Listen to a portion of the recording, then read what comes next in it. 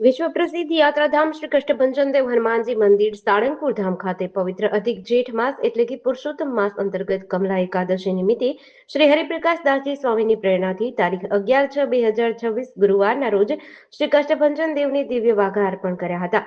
માટીના ઘરની આબેહૂબ પ્રતિકૃતિ તૈયાર કરી હતી. દાદાને કેરી અને 56 ભોગનો અન્નકૂટ ધરાવાયો હતો. સવારે 5:45 કલાકે પૂજારી સ્વામી દ્વારા આરતી કરાઈ હતી. દર્શનનો લાભ હરિભક્તોએ લઈ ધન્યતા અનુભવી હતી.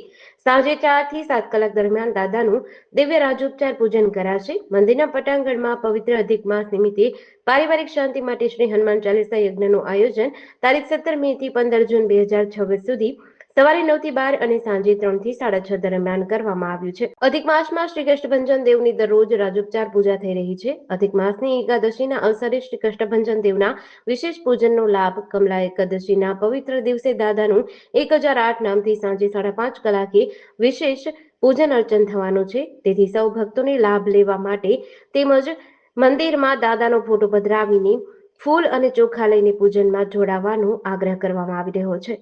જીડીસી ન્યૂઝ સાથે ચિંતન વાગડિયા, બરવાડા.